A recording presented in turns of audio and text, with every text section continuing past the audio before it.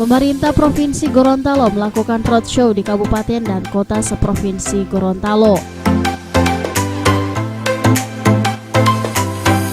Setelah kota Gorontalo dan Kabupaten Bone Bolango, roadshow dalam rangka evaluasi program 2018 dan sinkronisasi program 2019 kini dilaksanakan bersama pemerintah Kabupaten Gorontalo. Pertemuan yang dipusatkan di Gedung Kasmat Lahai, Kecamatan Limboto tersebut dipimpin langsung oleh Wakil Gubernur Gorontalo Dr. Andes Haji Idris Rahim MM, serta turut dihadiri oleh Bupati Gorontalo Nelson Pomalingo, beserta jajaran SKPD di lingkup pemerintah provinsi dan Kabupaten Gorontalo. Dalam pertemuan tersebut, Wakil Gubernur mengatakan pemerintah Provinsi Gorontalo pada tahun 2019 mengalokasikan dana APBD ke Kabupaten Gorontalo sebesar 86,7 miliar rupiah, sedangkan dana APBN tahun anggaran 2019 yang digelontorkan ke Kabupaten Gorontalo mencapai 211,7 miliar rupiah.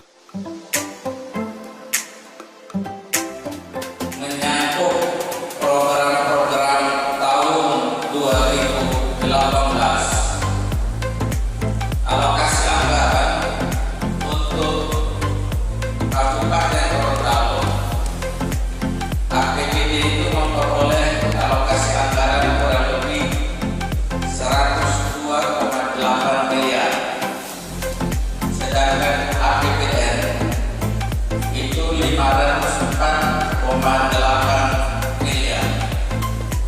Jadi keseluruhan 607,7 miliar. Tadi dalam laporan Pak Bupati, realisasi fisik maupun keuangannya sudah 90% lebih. Dan saya berpikir anggaran-anggaran ini benar-benar ditujukan dalam rangka untuk peningkatan kesejahteraan daripada masyarakat. Buktinya sekarang pertumbuhan ekonomi Kabupaten Gorontalo itu 6,97%, kemudian ini rasio 0,41%, dan juga tingkat kemiskinan dari 21 sekarang tinggal 19,84%.